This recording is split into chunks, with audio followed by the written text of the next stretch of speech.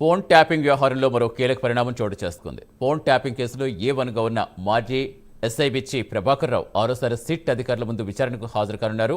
శనివారం ప్రణీత్ రావు statement record చేశారు. ప్రణీత్ రావు సాక్షులు, బాధితులు ఇచ్చిన వాంగ్మూలం ప్రకారం ప్రభాకర్ రావును విచారించనున్నారు. సిట్ విచారణకు ప్రభాకర్ రావు సహకరించడం లేదన్నారు. ఈ క్రమంలో సిట్ కోర్టును ఆశ్రయించాలనే ఆలోచనలో ఉంది.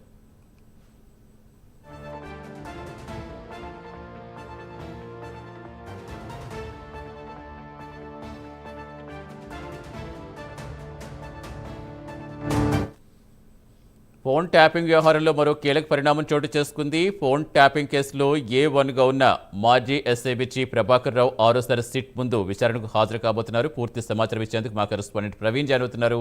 Good morning Praveen. అప్పుడే ఆరోసారి విచారణకు వస్తున్నారు, బట్ ఎక్కడా కూడా నోరు విప్పట్లేదని తెలుస్తోంది. అసలు ఏం జరిగే అవకాశం ఉంది? విషయాలు రాబట్టే విధంగా ఎలాంటి ప్రయత్నం చేయబోతోంది సిట్? Yes, good morning Satish. అయితే తెలంగాణ రాష్ట్ర రాజకీయాలనే కీలక మలుపు తిప్పినటువంటి ఫోన్ ట్యాపింగ్ కేసు ఏదైతే ఉందో, ఆ యొక్క ఫోన్ ట్యాపింగ్ కేసులో మెయిన్గా ఏ1గా ఉన్నటువంటి ప్రభాకర్ రావుని సిట్ అధికారులు పలు దఫాలుగా అంటే ఇప్పటికే 5 సార్లు విచారణ జరిపారు. అమెరికా నుండి వచ్చిన తర్వాత అయితే ఈ యొక్క ఫోన్ ట్యాపింగ్ వ్యవహారం మొత్తం కొలికి వచ్చినప్పటి నుండి 14 నెలలు అమెరికాలో ఉన్నారు. అయితే రెడ్ కార్నర్ నోటీసులతో పాటు సుప్రీం ఆదేశాల మేరకు అయితే ప్రభాకర్ రావు ఇండియా వచ్చినప్పటి నుండి 5 సార్లు విచారణ చేశారు. ఈ 5 సార్లలో మొత్తం టోటల్గా అయితే సిట్ అధికారులకు ఈ యొక్క ప్రభాకర్ రావు అయితే సహకరించడం లేదని తెలుస్తుంది. అదేవిధంగా అయితే గతంలో డిఎస్పీగా పనిచేసినటువంటి ఎవరైతే ఈ యొక్క ప్రణీత్ రావు ఉన్నారో, ప్రణీత్ రావుని కూడా ప్రభాకర్ రావుని విచారించిన నేపథ్యంలో వరుసగా 3వసారి కూడా ప్రణీత్ రావును విచారించింది. ప్రణీత్ రావు స్టేట్మెంట్ కూడా రికార్డ్ చేసింది. ఈ నేపథ్యంలో కొంతమంది సాక్షులు, బాధితులు కూడా ఈ యొక్క ఫోన్ ట్యాపింగ్కు ఎవరెవరు గురి అయ్యారో వాళ్ళని మొత్తం టోటల్గా పిలుస్తున్నారు. అయితే ఈ యొక్క డాటాను మొత్తం టోటల్గా ధ్వంసం చేసిన క్రమం లోపల ఈ యొక్క మొత్తం ఏదైతే నవంబర్ 15వ తేదీ ఏదైతే ఉందో, ఆ నవంబర్ 15వ తేదీన ఒక్క రోజే 650 ఫోన్లు ట్యాపింగ్కు గురి అయ్యాయి. ఆ యొక్క డాటా మాత్రమే అక్కడ అధికారుల దగ్గర ఉంది, సిట్ అధికారుల దగ్గర ఉంది. కాబట్టి ఆ యొక్క డాటా ప్రకారమే సాక్షులను, బాధితులను మాత్రమే పిలుస్తున్నారు.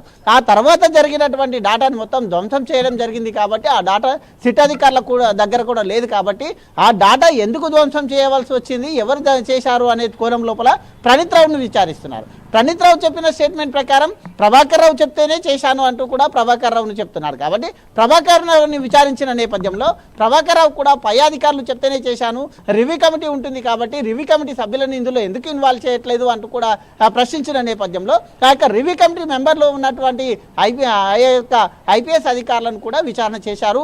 ఈ మొత్తం టోటల్గా వ్యవహారం చూసుకుంటే ప్రభాకర్ రావు ఏమీ తెలియదంటూ చెప్తున్నాడు. ఎవరు చేయించారు, గత బీఆర్ఎస్ ఆయాం లోపల ఇది యొక్క ఫోన్ ట్యాపింగ్ ఎవరు చేయించారంటే కూడా ఆ యొక్క బీఆర్ఎస్ పెద్దలు ఎవరో నాకు తెలియదు, మొత్తం అధికారులు చెప్తేనే చేశాను. ఇది మొత్తం టోటల్గా ఇప్పటి వరకు అధికారుల చుట్టే తిరుగుతుంది. ప్రభాకర్ రావు కూడా నోరు విప్పడం లేదు. కాబట్టి ఈ ఫోన్ ట్యాపింగ్ వ్యవహారం మొత్తం ఒక కొలిక్కి రావాలంటే ప్రభాకర్ రావు ఖచ్చితంగా నోరు విప్పాలి. అయితే ఈ క్రమంలో చూసుకుంటే మొత్తం టోటల్గా ఈ యొక్క ఫోన్ ట్యాపింగ్ వ్యవహారంలో అయితే ప్రభాకర్ రావు సిట్కు సహకరించడం లేదు. కాబట్టి సుప్రీంని ఆశ్రయించే ఈ యొక్క యోచనలో సిట్ అధికారులు ఉన్నట్టు తెలుస్తుంది. అదేవిధంగా నాంపల్లి కోర్టుకు వెళ్ళేసి నాంపల్లి కోర్టులో కూడా ఈయనని కస్టోడియల్ విచారణకు తీసుకోవాలంటూ కూడా సిట్ అధికారులు భావిస్తున్న నేపథ్యంలో అయితే అధికారులు ఈరోజు ప్రభాకర్ రావుని పిలిచారు. కాబట్టి ప్రభాకర్ రావు ఈరోజు ఏమన్నా సిట్ విచారణకు హాజరవుతారా లేకుంటే ఎక్స్టెన్షన్ కోరుతారా తెలుసుకోవాలి. ఈరోజు చాలా మంది బాధితులు కూడా సిట్ ఆఫీస్కు రావడం జరుగుతుంది. కాబట్టి అయితే ఈ ఫోన్ ట్యాపింగ్ వ్యవహారంలో సాక్షులు, బాధితుల ఏవైతే స్టేట్మెంట్ ఉందో ఆ స్టేట్మెంట్ ఆధారంగా విచారణ కూడా జరుగుతుందని చెప్పాలి Satish. Right, thank you Praveen.